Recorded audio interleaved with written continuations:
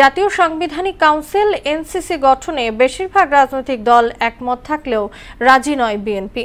জাতীয় ঐক্যমত্য কমিশনের সংলাপে দলটির স্থায়ী কমিটির সদস্য সালাউদ্দিন আহমেদ জানান, প্রস্তাবিত এনসিসি ও ইলেকটোরাল কলেজ ব্যবস্থাকে সমর্থন করে না তাদের দল। প্রধানমন্ত্রী ও রাষ্ট্রপতির ক্ষমতার ভারসাম্য, অন্য সাংবিধানিক পদ ও সংস্থা স্বাধীনে মত দিয়েছে বিএনপি। আরো জানাচ্ছেন ওবায়দুল হক মারুফ। রাজধানীর ফরেন সার্ভিস একাডেমিতে রাজনৈতিক দলগুলোর সঙ্গে ঐক্যমত্য কমিশনের দ্বিতীয় ধাপের বৈঠকের দ্বিতীয় দিন। এতে অংশ নেয় বিএনপি, জামাত সহ প্রায় ৩০টি দল। প্রথম দিনে অংশ না নেয়ার কারণ জানিয়ে জাতীয় সাংবিধানিক কাউন্সিল এনসিসি গঠনে নিজেদের অবস্থান জানান জামায়াতের নায়েবে আমির। ঐক্যমত্যের ব্যাপারটিও একটু কনসাইজলি কনসেপ্ট তৈরি করতে হবে যে এতটা হইলে এইভাবে ঐক্যমত্য হয়ে যাবে।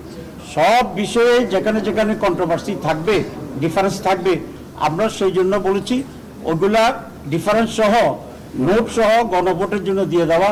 লেট আমাদের জনগণই এটির উপরে চূড়ান্ত সিদ্ধান্ত নেবে। আর এনসিপির আহ্বায়ক নাহিদ ইসলাম বলেন, ফ্যাসিবাদ ঠেকাতে এনসিসি গঠনের বিকল্প নেই। যারা বিরোধিতা করছেন তারা যদি অবশ্যই একটা বিকল্প প্রস্তাবনা দেয়, না হলে আমরা আসলে এই যে গণঅভ্যুত্থান সংস্কার প্রস্তাবনা সেইগুলো ব্যর্থ হবে। কারণ আমরা আগের একটা সিস্টেম যেটা খুবই গুরুত্বপূর্ণ, এই রাষ্ট্রীয় প্রতিষ্ঠানগুলো সেগুলো আগের নিয়মে চলবে, এই ধরনের শঙ্কা সংশয় আসলে তৈরি হয়েছে। বৈঠক শেষে বিএনপির স্থায়ী কমিটির সদস্য সালাউদ্দিন আহমেদ জানান, এনসিসি গঠন ও রাষ্ট্রপতি নির্বাচনে ইলেকটোরাল কলেজ পদ্ধতির সঙ্গে একমত নয় তাদের দল। নির্বাহী বিভাগকে দুর্বল করার মধ্য দিয়ে যদি আমরা আরেকটি সবল কর্তৃপক্ষ প্রতিষ্ঠা করতে চাই, সেটার পরীক্ষা নিরীক্ষা তো আমরা এখনো করিনি।